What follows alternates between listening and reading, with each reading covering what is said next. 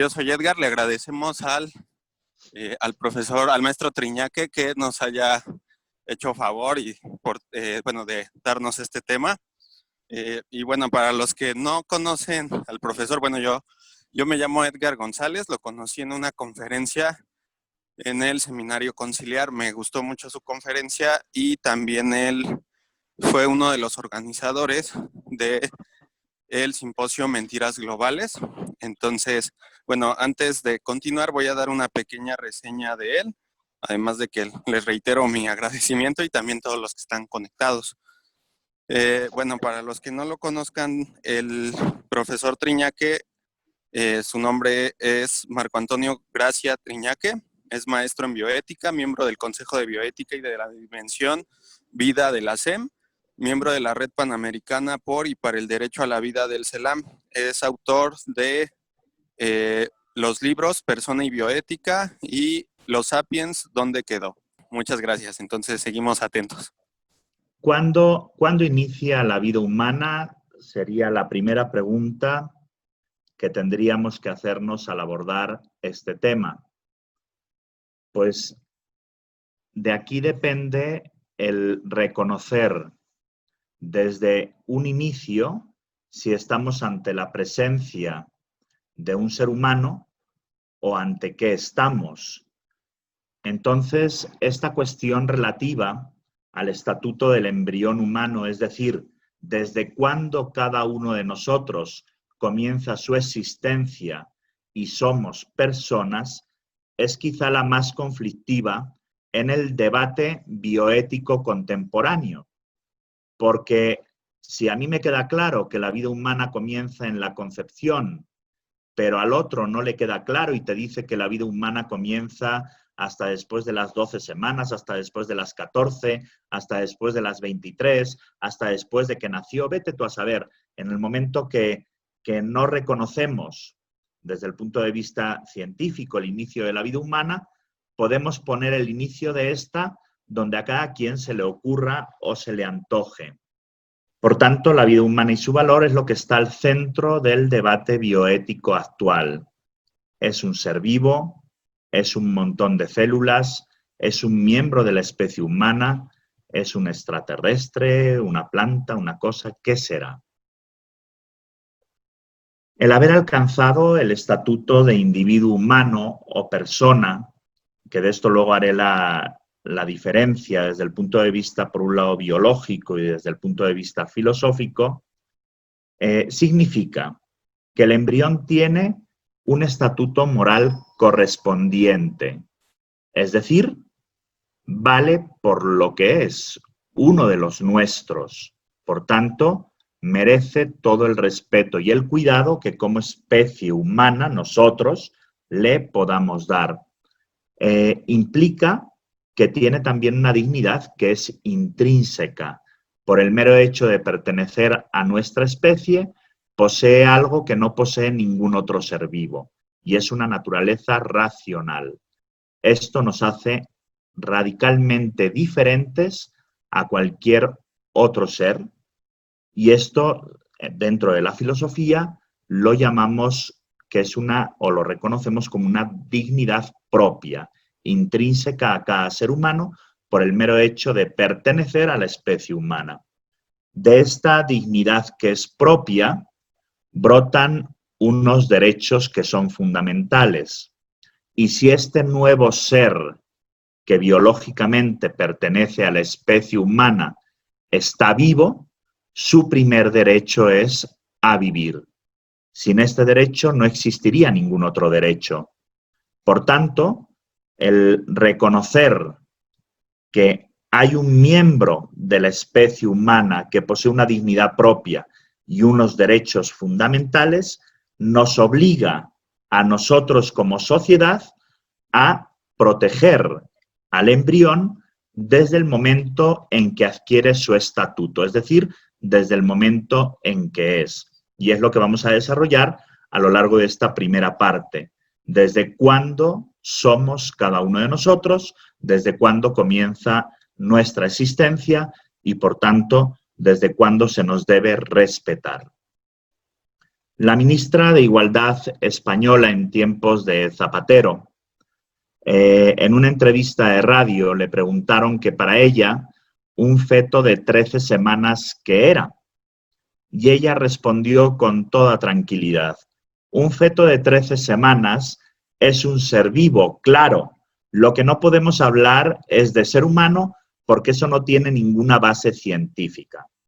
Es muy curioso porque todos estos grupos o individuos o instituciones que promueven el aborto y que promueven el destruir seres humanos desde sus etapas iniciales, exigen o critican a los demás porque estamos en contra del desarrollo científico, del avance científico, y son los primeros que se atreven a realizar afirmaciones tan absurdas y gratuitas como esta, y completamente alejadas del fundamento o del conocimiento científico.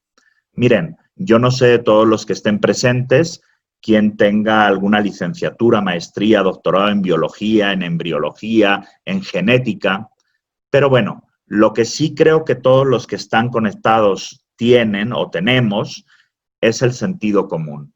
Y simplemente usando el sentido común podemos volver a releer esta frase: un feto de 13 semanas es un ser vivo, claro, lo que no podemos hablar es de ser humano. A ver, si es un ser vivo, todo ser vivo pertenece a una especie concreta. Y si los progenitores son un hombre y una mujer, este ser vivo pertenece a la especie humana. Por tanto, es un ser humano. Es para que nos demos cuenta cómo a veces es muy fácil hablar por hablar, soltar afirmaciones gratuitas como esta y quedarnos tan tranquilos, cuando lo que hay en juego es una vida humana. El Colegio de Bioética de México hace unos años publicó un comunicado a favor del aborto. Y este comunicado decía esto: en un Estado laico no se puede permitir que las creencias o ideologías religiosas influyan sobre las leyes. Desde esta perspectiva laica, expresamos nuestra opinión con argumentos bioéticos y científicos, dicen ellos. Continúa el comunicado: los conocimientos científicos sobre genoma, fertilización, desarrollo del embrión humano, fisiología, indican sin lugar a dudas que el embrión de 12 semanas no es un individuo biológico, ni mucho menos una persona.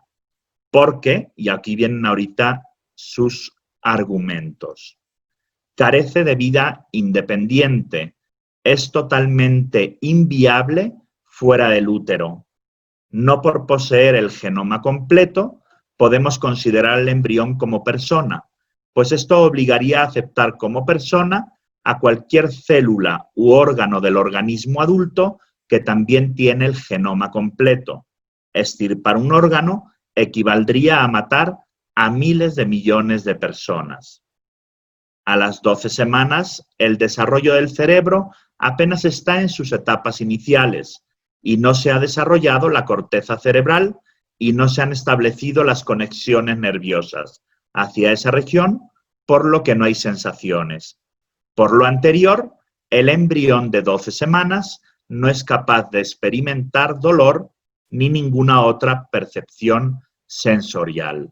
Hasta ahí el comunicado que se publicó en el periódico Reforma. Veamos si son ciertas estas afirmaciones. La primera, nos dice: en un Estado laico no se puede permitir que las creencias o ideologías religiosas influyan sobre las leyes. Desde esta perspectiva laica, expresamos nuestra opinión con argumentos bioéticos y científicos. Bien, ¿qué podríamos decir ahí? Lo primero es que la defensa de la vida humana no depende de si eres creyente o no. Claro, estos grupos a favor del aborto siempre buscan polarizar y encuadrar al contrario, al enemigo. En este caso, cualquiera que defienda la vida es religioso, es católico, tienes que estar vinculado a la fe, porque pareciera que así las opiniones o los fundamentos o los argumentos que usemos dejan de tener validez por el simple hecho de tener una creencia. Terencio, un filósofo griego de hace ya pues unos cuantos añitos, decía: hombre soy y nada de lo humano me es ajeno. Es decir, el defender la vida humana no depende de si eres creyente o no. Por el simple hecho de ser humano, no nos tendría que resultar indiferente cualquier agresión, cualquier injusticia, cualquier atentado en contra de la dignidad y los derechos fundamentales de los demás. Esta defensa de la vida humana no brota de un sentimentalismo o de un fervor, sino que brota del conocimiento científico, que nos demuestra como una evidencia, como algo ya concreto, que la vida humana comienza en la concepción. Por tanto, cualquier cosa que se haga en contra de esa nueva vida humana es un atentado a su dignidad y a sus derechos. Entonces, en un Estado laico no se puede permitir que las creencias o ideologías religiosas influyan sobre las leyes. Tenemos que decir que esta primera afirmación es incorrecta. Claro, ¿qué están haciendo ellos? Que están influyendo sobre las leyes desde el punto de vista ideológico, y una ideología pro muerte, una ideología que va en contra de la esencia misma del derecho. Desde esta perspectiva laica expresamos nuestra opinión con argumentos bioéticos y científicos. Ahorita veremos qué tan bioéticos o científicos son dichos argumentos. Este historiador que ven acá, ateo, por tanto no cree en Dios, pro vida, dice: decir que el exterminio puede tener lugar porque el cerebro aún no funciona o porque esa cosa no es aún una persona, falla en un punto fundamental. Independientemente del hecho de que la vida sea eliminada en la semana 4 o en la 14, la víctima es uno de nuestra especie y lo es desde el principio. Entonces ya vemos que de entrada fallan con esa afirmación que está haciendo este colegio. Continúan diciendo: los conocimientos científicos sobre genoma, fertilización, desarrollo del embrión, fisiología, indican, y fíjense la palabra, sin lugar a dudas, que el embrión de 12 semanas no es un individuo biológico ni mucho menos una persona. ¿Qué podemos decir ahí? Que la vida humana comienza en el mismo instante de la concepción es algo en lo que concuerdan las tres áreas del conocimiento de la biología celular, la genética y la embriología. Entonces, el decir que los conocimientos científicos sobre genoma, fertilización, desarrollo, fisiología indican sin lugar a dudas, lo que denota es un desconocimiento sobre estas áreas del conocimiento biológico impresionante.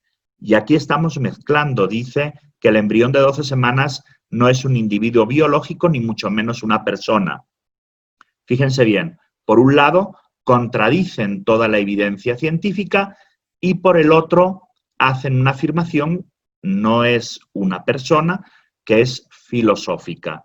Al rato veremos si esto es cierto o no es cierto. Luego siguen diciendo ellos: carece de vida independiente, ya que es totalmente inviable fuera del útero. Hola, ¿qué tal? Ella es Eva. Y él es Pepe. Y yo soy Hugo. Juntos vamos a platicar acerca del inicio de la vida humana.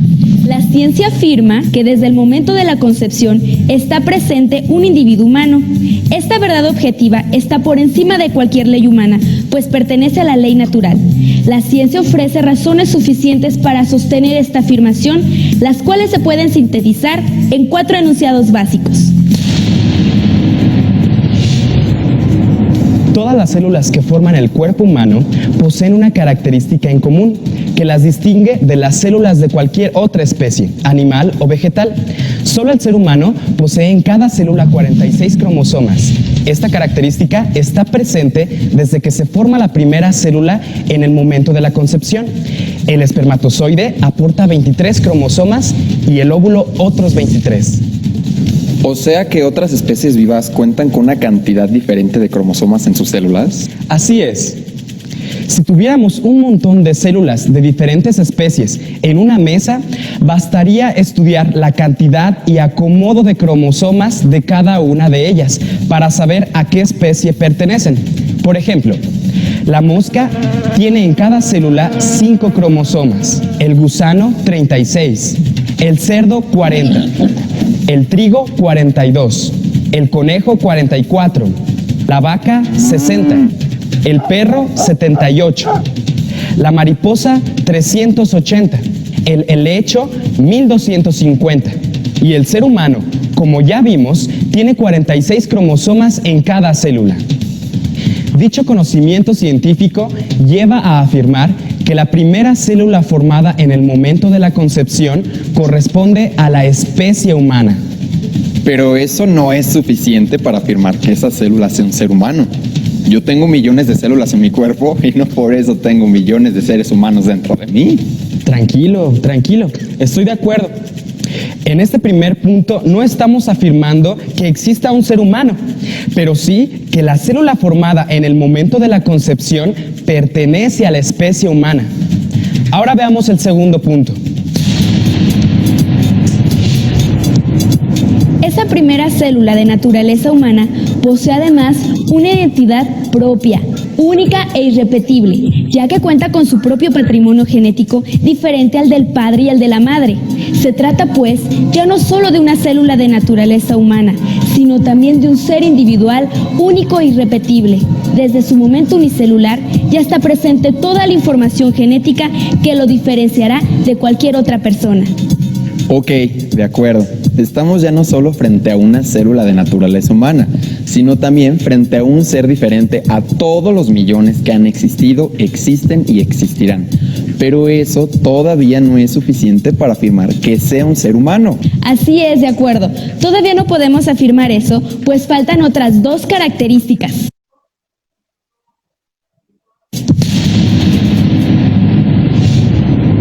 Esa primera célula, aparte de ser humana e individual, también está viva. Es decir, cuenta con esa fuerza interna mediante la cual subsiste. Pero si yo analizo una célula de mi mano, se darán cuenta que corresponde a la especie humana, que es individual, única y irrepetible porque es mía, y además que está viva.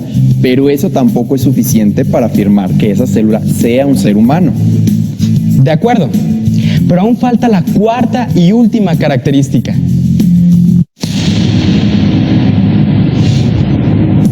Esa primera célula es autónoma. Es un organismo completo en etapa unicelular. Lo único que requiere es de tiempo para su desarrollo y de un medio propicio para lograrlo. Este proceso de desarrollo está perfectamente ordenado, organizado y coordinado por el nuevo ser humano, no por la madre. Se trata de un proceso continuo, sin interrupciones ni saltos cualitativos, gradual e irreversible. ¿Pero estás segura que ese ser es autónomo? Si así fuera, no necesitaría del vientre materno para crecer y desarrollarse. No confundas dependencia con autonomía. Es verdad que ese ser humano depende de otra persona para sobrevivir, como también depende un bebito, un niño, una niña, un anciano o un enfermo de otra persona para sobrevivir, pero son autónomos en su esencia. Mira, hay varias formas muy sencillas mediante las cuales podemos reconocer esta autonomía. Independientemente de la valoración moral, el óvulo fecundado puede implantarse en un útero diferente al de su madre y lograr su plena madurez. Depende, es cierto, de un útero donde implantarse, pero no necesariamente el de su madre, pues goza de autonomía. El cordón umbilical, la placenta y el líquido amniótico son provistos por el mismo ser humano en desarrollo, no por su mamá. Otra prueba más de su autonomía es el hecho de no compartir el flujo sanguíneo. Incluso la madre puede estar infectada con el virus del SIDA y el bebé no. Se trata, pues, de un ser humano autónomo respecto a la humanidad de la mamá. Es por ello que se afirma que ésta no puede disponer de la vida de su hijo, pues no le pertenece. En resumen, la ciencia enseña que la primera célula formada en el momento de la concepción es humana, es individual, está viva y es autónoma. Estamos, pues, ante un ser humano. Atentar contra su vida en cualquier momento de su gestación es un homicidio calificado. Bien. Carece de vida independiente, ya lo escucharon. No confundamos dependencia con autonomía. Dice, es totalmente inviable fuera del útero, claro, y si pones un bebé recién nacido debajo de un árbol y lo dejas ahí, pues también es inviable. Luego dicen ellos, no por poseer el genoma completo, podemos considerar al embrión como persona, pues esto obligaría a aceptar como persona a cualquier célula u órgano del organismo adulto que también tiene el genoma completo. Extirpar un órgano equivaldría a matar a miles de millones de personas. Cuando leí esta afirmación, ya no sabía si llorar o si reír, porque que un grupo de científicos supuestamente expertos en bioética y que te dicen que están usando argumentos científicos y bioéticos se atrevan a hacer una afirmación como esta, denota una ignorancia impresionante. Si uno como científico es incapaz de diferenciar entre una célula originante, que es el cigoto, porque de un embrión unicelular surge todo un organismo completo con los más de 200 tipos de células distintas que compone el cuerpo humano y los millones y millones de células.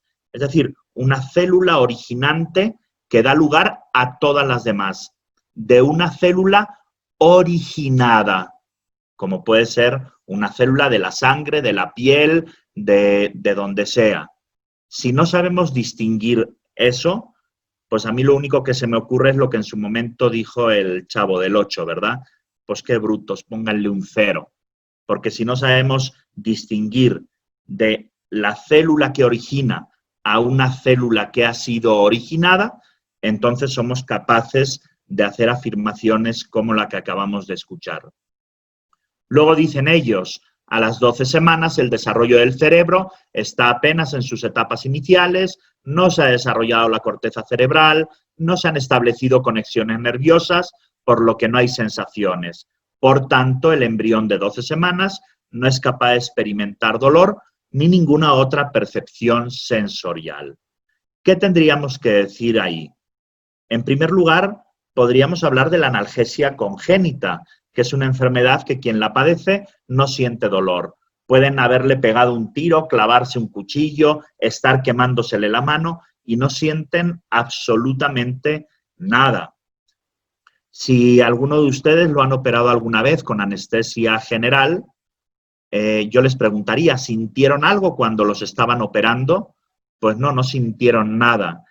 Y la pregunta ahí sería entonces, por el hecho de no sentir, ¿dejamos de ser personas?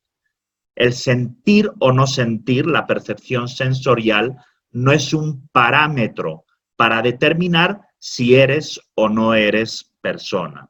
Decir que el comienzo de la vida humana no puede ser determinado científicamente es ridículo, un poquito ahí a manera de ilustración. Este tema del aborto nunca será resuelto porque nadie sabe cuándo comienza la vida. ¡Guau! Mira lo que encontré aquí, el desayuno. ¿Estás loca? Esto es un huevo fertilizado de un cóndor de California muy raro. Es extraño. Tú pareces saber cuándo comienza la vida del cóndor de California. Es decir, no ponemos en duda cuándo comienza la vida de cualquier ser vivo y somos capaces de poner en duda cuándo comienza nuestra propia existencia. La vida humana comienza desde el mismo instante de la concepción. Como les decía hace un rato, En esto concuerdan las tres áreas del conocimiento de la biología celular, la genética y la embriología.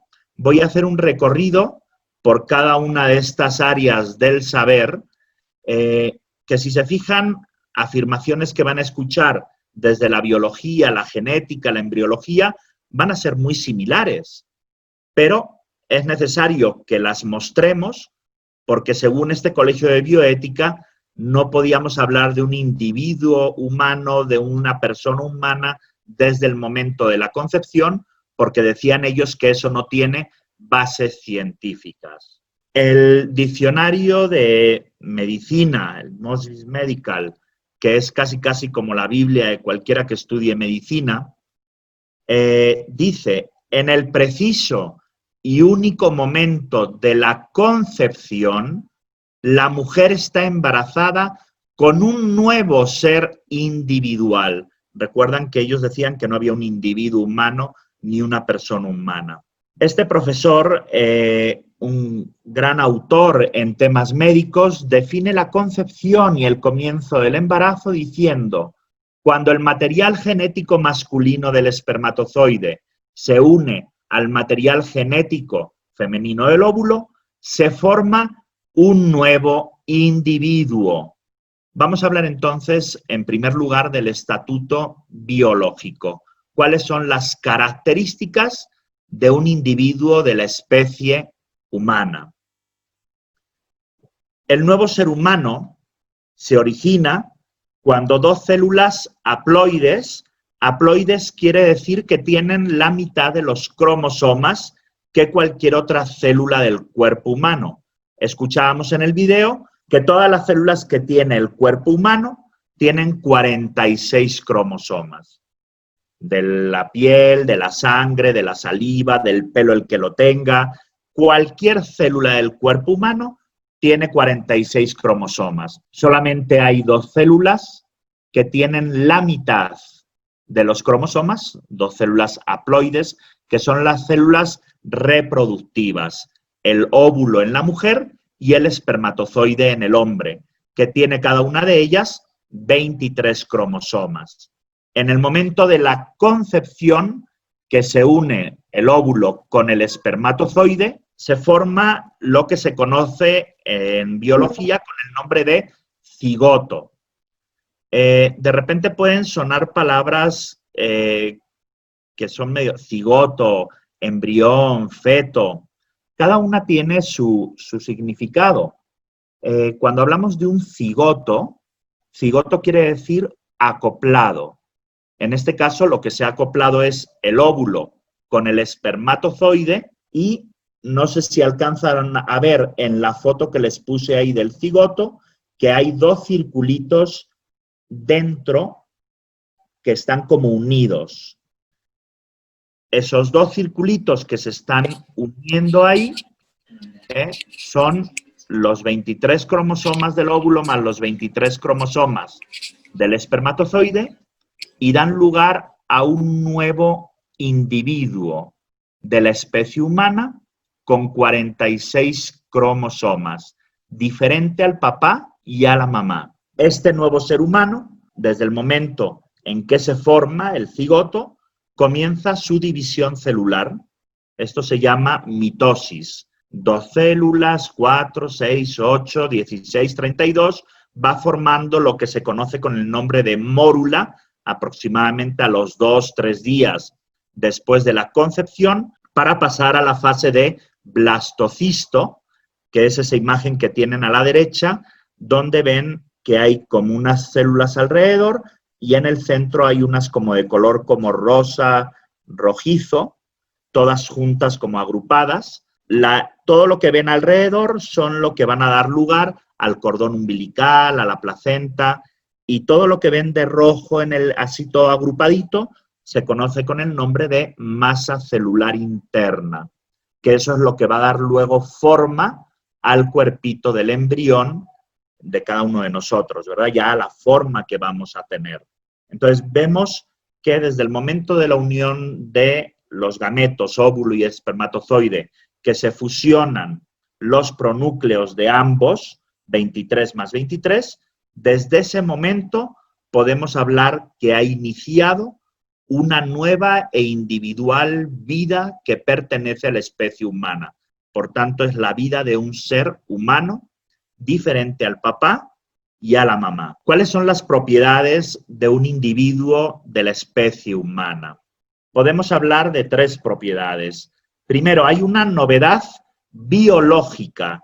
Nace algo nuevo al fusionarse los pronúcleos. Repito que no es ni el papá ni la mamá. El papá aportó 23, la mamá otros 23 y surge un cigoto con 46 cromosomas. Es algo nuevo, es un nuevo ser humano, es un nuevo individuo que pertenece a la especie humana. La siguiente propiedad es la especificidad. Si está vivo, como les decía al inicio, debe pertenecer a una especie concreta, en este caso, a la especie humana. Y hay una unidad, es una individualidad biológica, un todo compuesto de partes organizadas. Y todo esto tiene que tener un centro coordinador que llamamos el genoma humano. Todo este proceso de desarrollo es autónomo, también lo escuchaban en el video.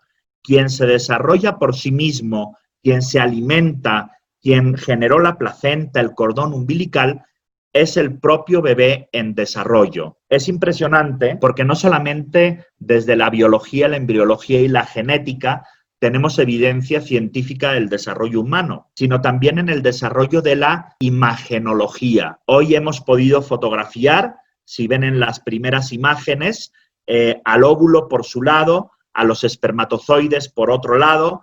Hemos podido fotografiar cuando el óvulo está rodeado de esos puntitos que son los espermatozoides. Se ha podido fotografiar el impacto, el punto por donde entra el espermatozoide para fecundar el óvulo. Se ha podido fotografiar las primeras divisiones celulares. Aquí vemos la mórula, aquí vemos el blastocisto, vemos el momento en que se ha implantado en el endometrio y continúa su desarrollo. Ya vamos viendo cómo va adquiriendo forma el cuerpito del bebé.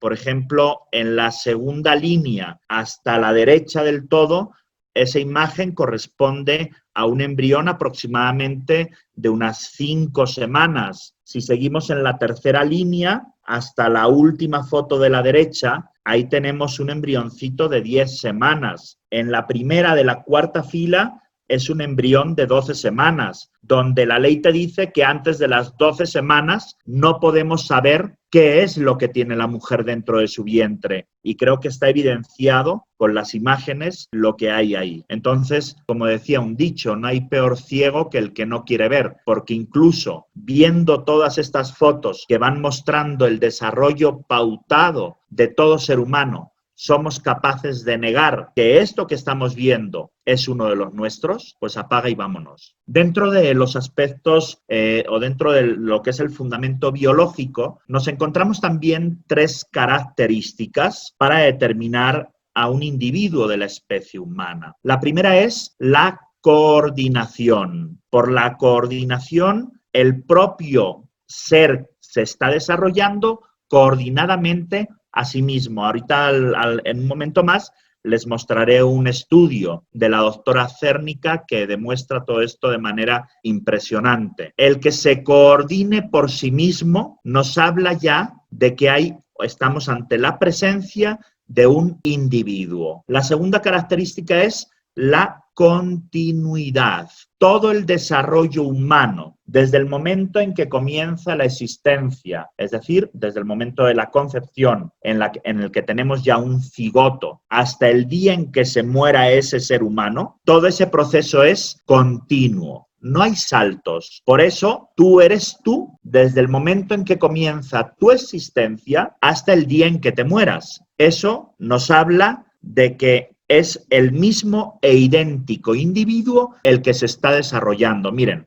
para ponérselos con un ejemplo más sencillo. Si ustedes ven una foto suya de cuando tenían 2, 3 añitos, creo que no se parecería en nada o muy poco a quienes son hoy en día. Y si alguien te dijera, ay, es que ese que está en la foto no eres tú, ¿tú qué responderías de manera natural? Toma, claro que soy yo. Ahí tenía 2 añitos. No te pareces, pero tú eres tú, ontológicamente hablando. Esto ya es un concepto filosófico, es decir, esencialmente hablando, aunque cambiamos a lo largo del tiempo en nuestro desarrollo, en nuestro físico, ontológicamente, en esencia, siempre seremos nosotros mismos, porque todo el desarrollo es continuo. Y obviamente, desde el punto de vista biológico, este desarrollo que lo coordina el propio ser, que es continuo desde que empieza hasta que termina, es gradual, porque al primer momento tenemos un cigoto,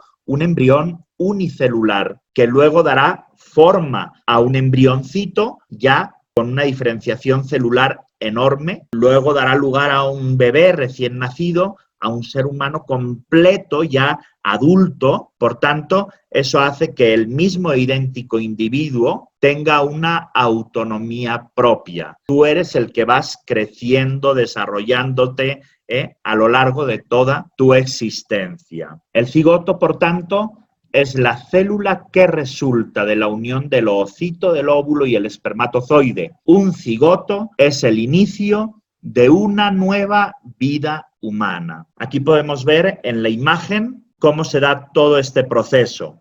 Salen de los ovarios, el óvulo es fecundado en el primer tercio de las trompas de Falopio y desde ese momento comienza la existencia de un nuevo ser humano. Mientras va recorriendo las trompas de Falopio, comienza la división celular. Ahí vemos a los 4 días más o menos ya tenemos una mórula, a los 5 días ya tenemos el blastocisto y es en ese momento cuando llega al útero y se implanta en el endometrio, que es la parte más profunda del útero, para continuar su desarrollo. No es que cuando se implanta ahí comienza la vida. La vida comenzó en el momento de la fecundación, de la concepción, y unos días después llegará al endometrio para continuar su desarrollo y ya iremos viendo cómo se va formando el cuerpito del embrión, el feto, etcétera, etcétera. Embrión. ¿Embrión qué significa? El cigoto era acoplado, porque se acoplan el óvulo y el espermatozoide. Combinan sus pronúcleos con sus cromosomas y surge el cigoto. De ahí pasa a la etapa de embrión. Embrión significa el que crece desde dentro. Por eso vemos que hay una división celular y aunque todavía no hay una forma humana, ahí hay un ser humano, porque va creciendo desde dentro. Se van especificando cada una de las células, tú vas para acá, tú vas para allá, tú te tienes que ir a hacer masa celular interna, tú a cordón umbilical, todo eso ya se está desarrollando. Después de las 8 semanas, más o menos, 9 semanas de la concepción, tendremos ahí ya a lo que se conoce con el nombre de feto. Que feto, hombre, si lo sacas de su contexto puede sonar muy feo, pero desde el contexto biológico del que estamos hablando, feto significa descendencia por nacer. En este caso, nuestro hijo por nacer. Hay unos estudios que se los estoy poniendo ahí ahorita. Sobre todo me gusta mucho el de la doctora Moratalla, de la Universidad de Navarra, con su equipo de investigadores, donde nos dice un aspecto biológico que apoya que el embrión en la fase de preimplantación, es decir, en los primeros 14 días que ha ido recorriendo las trompas de Falopio, llegó al endometrio y terminó de implantarse, no es un conglomerado celular sin estructura organizada, sino un ente biológico distinto a la madre, es que ella lo identifica como tal y para prevenir su rechazo desarrolla un complejo mecanismo de inmunotolerancia. A ver, para que no suene así tan complicado, la doctora Moratalla descubrió que desde el momento de la concepción se establece un diálogo embrional maternal, es decir, del cigoto con su madre, del bebé con su madre. Y quien inicia este diálogo no es la madre, es el bebé. A nivel químico molecular, desde el momento en que aparece el cigoto, manda unas señales a su madre que si pudiéramos ponerlo en lenguaje común para que todos lo entendieran, sería algo así como esto. ¡Hey, mamá! Que estoy aquí. Que no soy un bicho raro. Soy tu hijo. No generes anticuerpos para destruirme. Es más, prepárate porque ahí voy. Esto ocurre en el momento de la concepción. La madre escucha a su hijo y no solo no genera anticuerpos, por ejemplo, cuando te pica una avispa y te mete un veneno, los glóbulos blancos generan anticuerpos para luchar contra ese veneno que te está afectando. El bebé dentro del cuerpo de la madre, como no es la madre, que es otro error que usan dentro del argumentario pro aborto, es una parte del cuerpo de la madre, no lo es alguien diferente a la madre, porque la madre aportó la mitad de los cromosomas y el papá la otra mitad, por tanto es un nuevo ser diferente. La mamá de manera natural tendría que generar anticuerpos para rechazarlo, pero escucha a su hijo y no solo no los genera, sino que en cuestión de esos 4 o 5 días que el bebé va recorriendo las trompas de falopio en la división celular, la madre crea todo un cambio interno, prepara todo el endometrio para que cuando llegue el embrioncito a implantarse, se implante y continúe su desarrollo. Esto es impresionante. Y este es el estudio que les comentaba de la doctora Zernica Goethe. Esto lo hizo ella con unos embriones por fecundación artificial de ratón, que tienen un desarrollo similar al del ser humano. A la doctora Zernica Goethe se le ocurrió, en el momento en que empezó la división celular de ser un cigoto a la primera división con 2 células, tiñó una de color rojo y una de color azul. Continuó la división celular y se descubrió que la célula que había teñido de azul solamente se iba dividiendo en células que iban a conformar el envoltorio, los tejidos embrionarios, es decir, lo que es el cordón umbilical, la placenta, etc. Y la que había teñido de color rojo solo se dividía en células que iban a formar la masa celular interna que iba a dar lugar al cuerpo, al cuerpito del embrión. Su mundo fue formado en las primeras 24 horas después de la concepción, dice la doctora.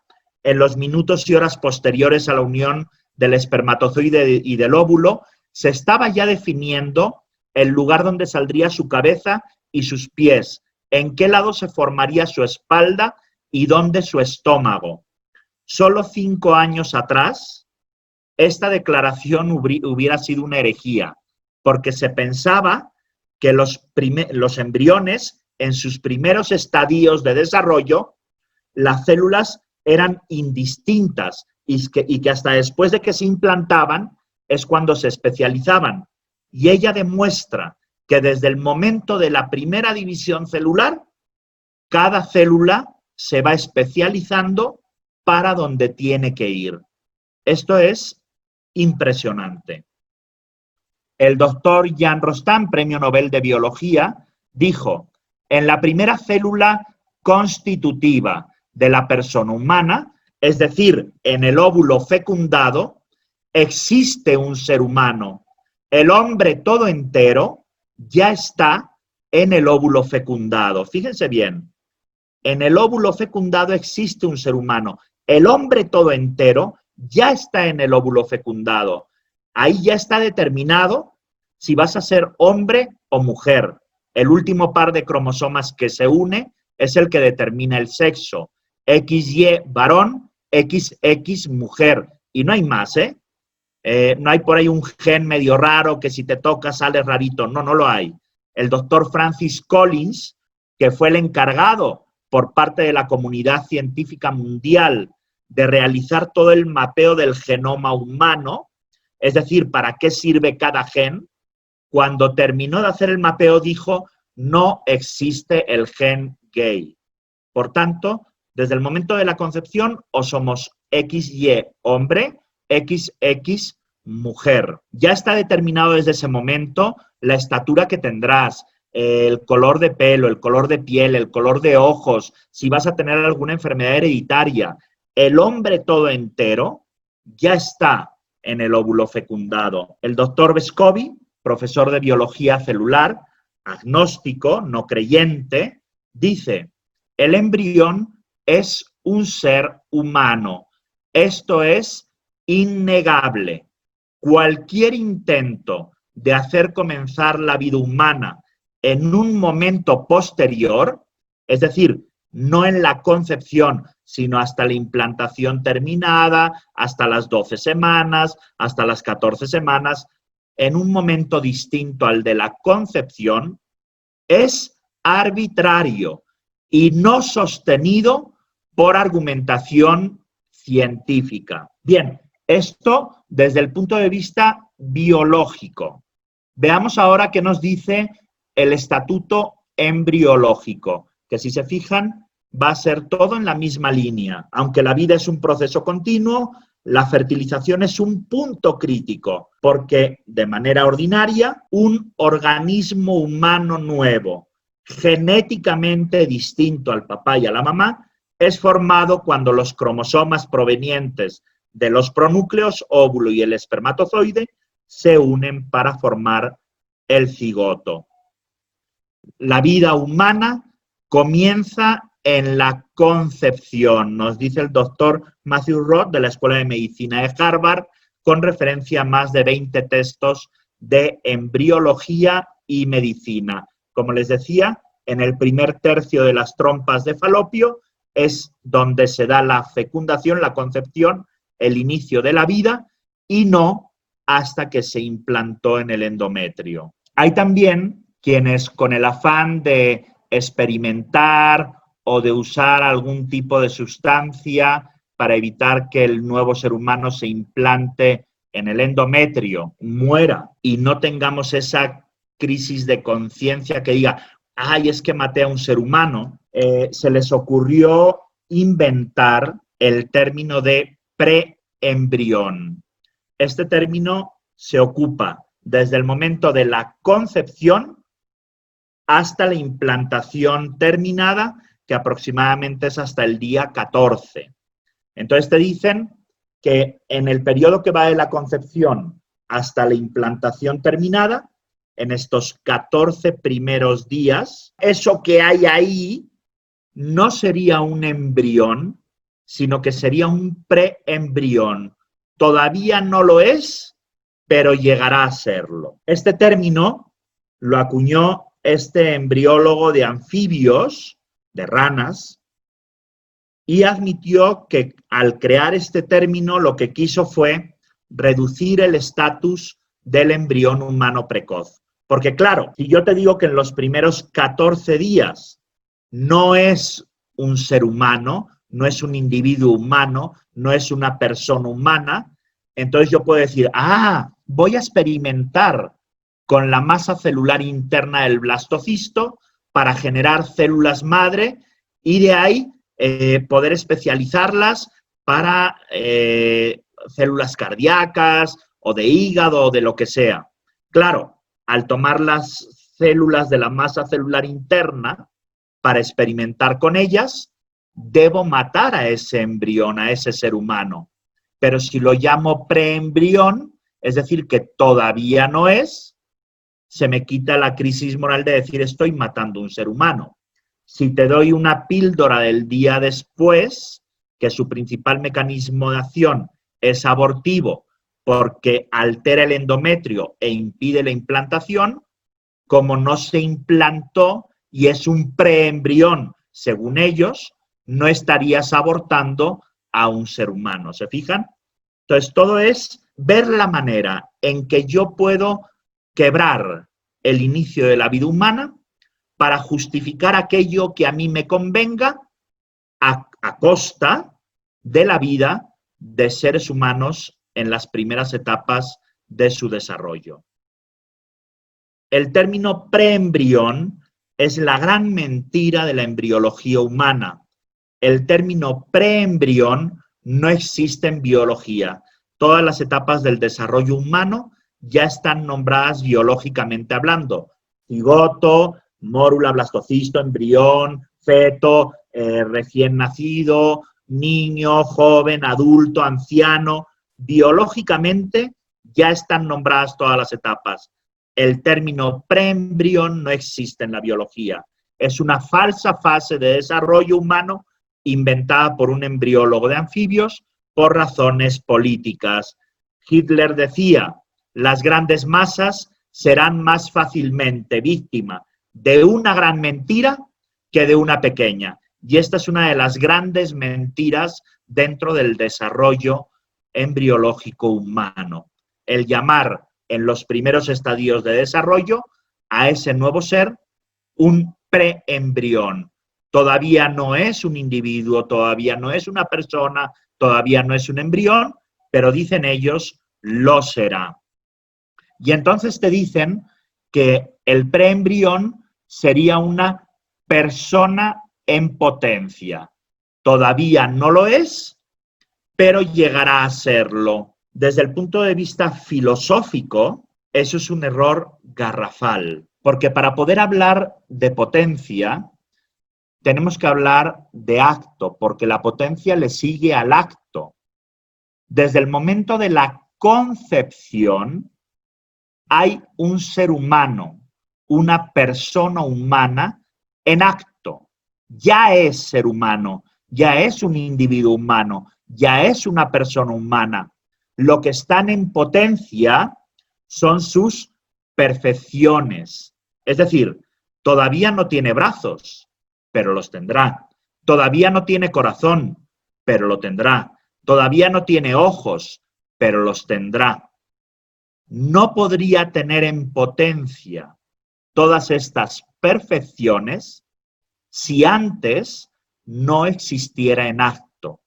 Por tanto, esto de decir que desde el momento de la concepción hasta que se implantó es un preembrión, es una persona en potencia, va en contra del conocimiento filosófico del que disponemos. Ya es en acto un ser humano, una persona humana, lo que está en potencia es todo su desarrollo. Y bueno, vimos el estatuto biológico, el estatuto embriológico, y vamos a hablar muy brevemente también del estatuto genético. Nos dice el doctor Lacadena, la suma de dos gametos no produce una célula normal. ¿Se acuerdan del colegio de bioética? Que si te extirpaban un órgano sería extirpar a miles de millones de células.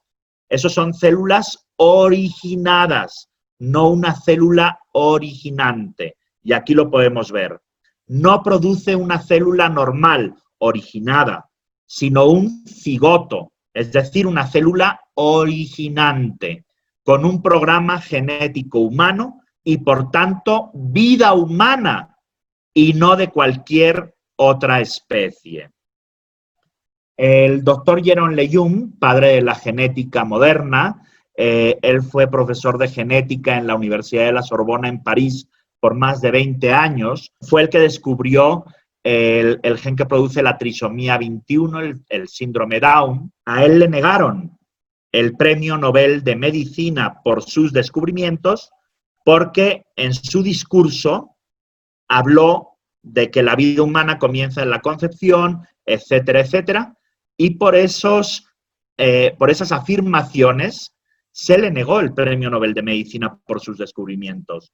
Él decía, en cuanto los 23 cromosomas del espermatozoide se encuentran con los 23 del óvulo, toda la información necesaria y suficiente está allí en el ADN.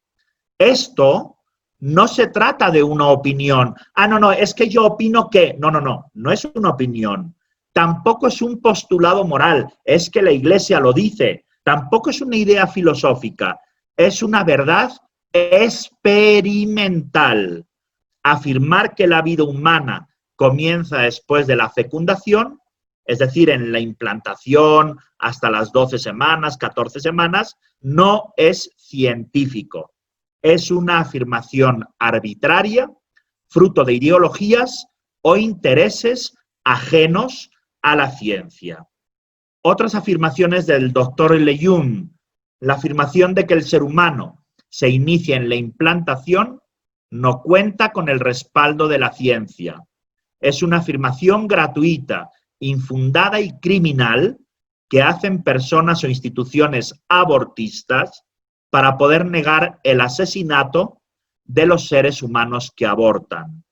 La vida humana siempre comienza con la fecundación, no con la implantación.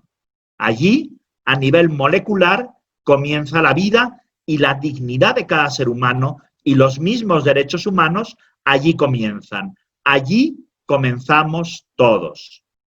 Aceptar el hecho de que después de la fertilización un nuevo ser humano cobra vida ya no es motivo de pruebas u opiniones, es simple evidencia. Miren, cuando en ciencia se dice que algo es evidente, es porque ha seguido todo el proceso de investigación, todos los protocolos para llegar a esa conclusión.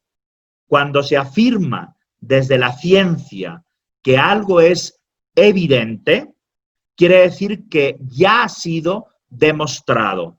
Por tanto, ya no necesita más demostración.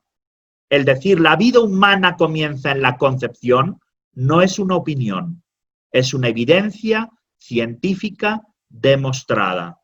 No tengo duda alguna, sigue diciendo, abortar es matar a un ser humano, aunque el cadáver sea muy pequeño. Impresionante. Después de ver todo el estatuto biológico, embriológico y genético del desarrollo de todo ser humano, eso nos permite ahora dar un brinco para pasar de todo el fundamento científico al fundamento filosófico, antropológico, el estatuto humano del embrión. Los datos que hemos visto hasta ahora nos muestran que el ser que inicia el desarrollo en el vientre materno es un nuevo organismo diferente al papá y a la mamá que pertenece a la especie humana. Por tanto, es un ser humano. Afirmar que la concepción da origen a una nueva e individual materia corpórea humana implica sostener que ella es un individuo de la especie humana, un ser humano. El cigoto, que comienza una nueva existencia o ciclo vital, es el inicio de un nuevo y original cuerpo humano. Esto es impresionante. La ciencia nos demuestra que desde el momento de la concepción entramos a formar parte de la familia humana. Por tanto, llamar a un ser humano persona significa reconocerle un estatuto. El estatuto de que es un fin en sí mismo y no un medio, de que es un sujeto y no un objeto. ¿Cuál es la reflexión filosófica para llegar a este concepto de persona? Primero, tomo toda la evidencia de la ciencia, embriología, biología, genética, que me demuestran que desde el momento de la concepción hay un individuo nuevo, biológico, vivo, que pertenece a la especie humana, un ser humano. Punto. Hasta ahí llega la ciencia. La ciencia, la biología, la embriología, la genética, no pueden determinar si ese individuo es persona o no es persona. Eso ya no le corresponde a la ciencia, le corresponde a la filosofía, a la reflexión racional, que hace el siguiente planteo. Si la ciencia me ha demostrado que la vida humana comienza en la concepción y por tanto es un ser humano, ahora viene la reflexión filosófica, por el simple hecho de pertenecer a la especie humana, poseemos una naturaleza racional, que solo la posee el ser humano. Solo el ser humano es capaz de razonar, capaz de preguntarse del porqué de las cosas. Esta naturaleza humana hace que ese ser humano tenga algo que no tiene ningún otro ser vivo, ningún animal, ninguna planta. Esa naturaleza racional nos hace ontológicamente diferentes.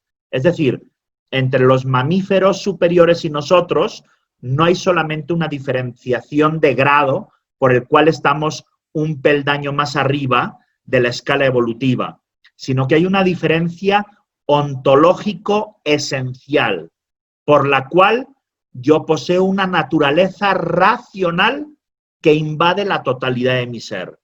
Eso en filosofía se llama dignidad. Por tanto, desde el momento de la concepción, poseo una dignidad propia, intrínseca.